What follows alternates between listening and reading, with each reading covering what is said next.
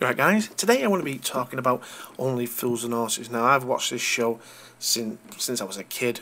It was actually on before I was born, and it's probably one of the best shows ever to come out of England. And again, the Americans have decided to create their own version of an English sitcom. Now, don't get me wrong, there have been a few successes. There have been Shameless, which has done really well.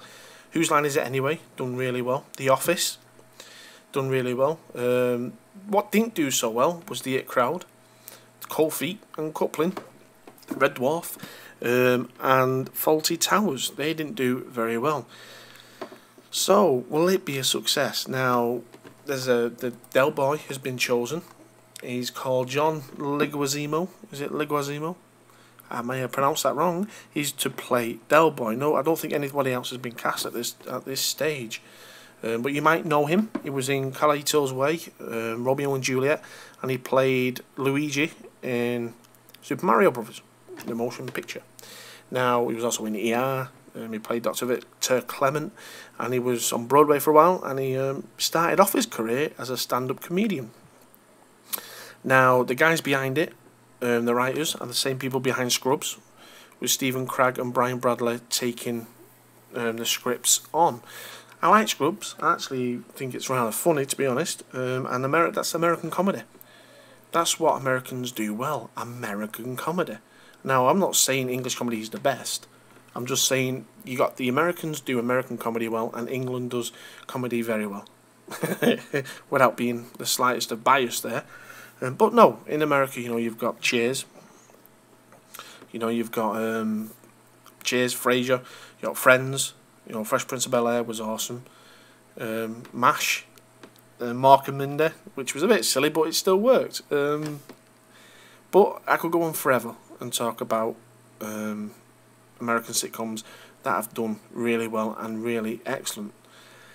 But Fools and Horses, in my opinion, is all about family. It's all about the relationship and the situations that Del Boy and Rodney gets into, including Grandad or Uncle Albert, depending on who they decided to go with. Now, if they copy the scripts or copy the stories, that's not too bad, because you can Americanify it, you can elaborate on it. But if they copy the script word for word, which I don't think they will do, personally, but if they do, it'll be a complete disaster. They tried it with Red Dwarf. The pilot of Red Dwarf was a complete disaster, even though Robert Llewellyn was playing the Crichton character. But the Red Dwarf was disastrous.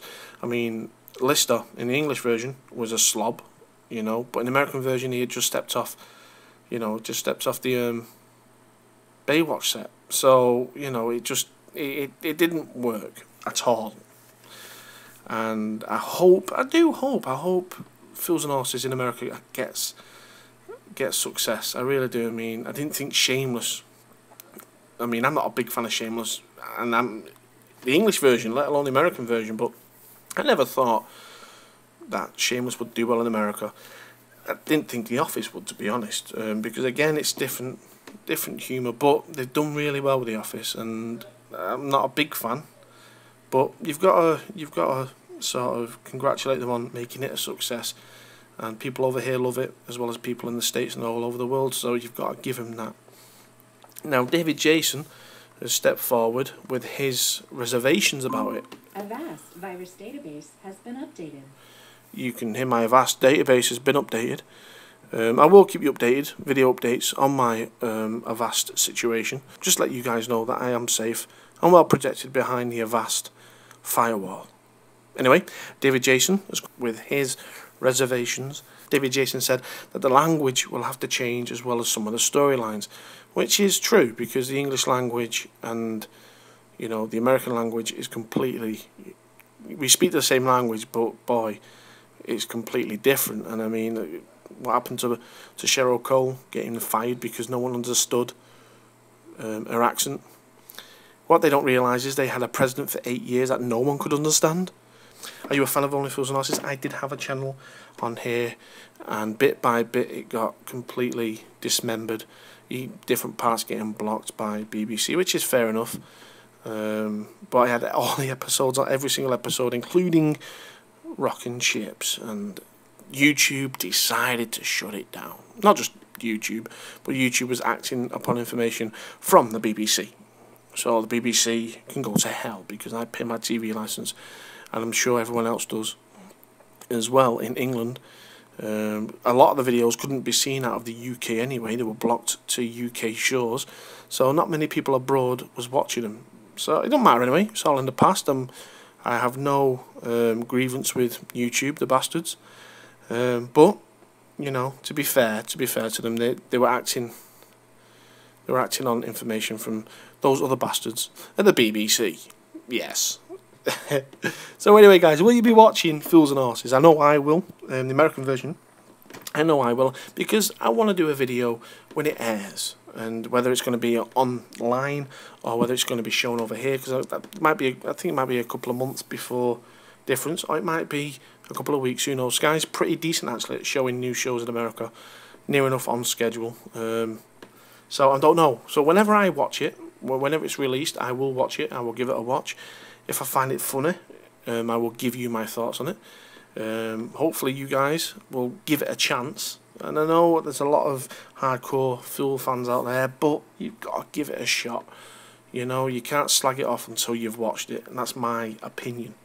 You know, you have to watch it to slag it off. You know, unless it's good. You know, and then you've got to be, you know, honest about it. You know, as much as we love the English version, and I always will, and that will always come above any other version. I don't care who writes it, whether it's remade in England, America, Botswana, or Australia, Scotland, if they bring a version out.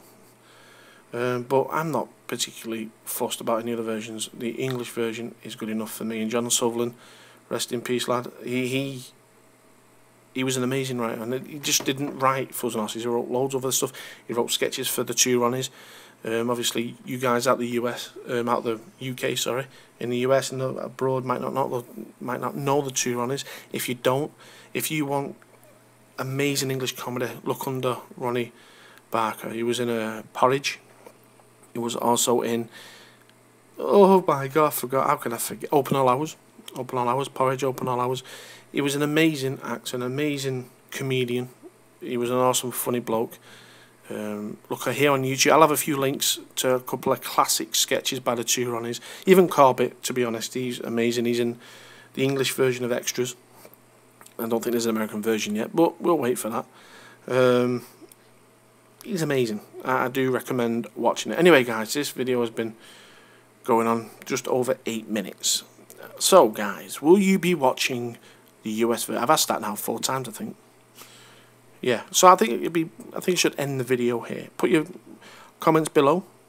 Please rate, comment, subscribe. That's very important. I want to thank everyone who has subscribed. Thank you very much. Well appreciated. And I will get around right today to sub back. I try and sub back to everyone who subscribes, because I think it's only fair. Anyway, guys, thanks for listening, and I'll speak to you guys later.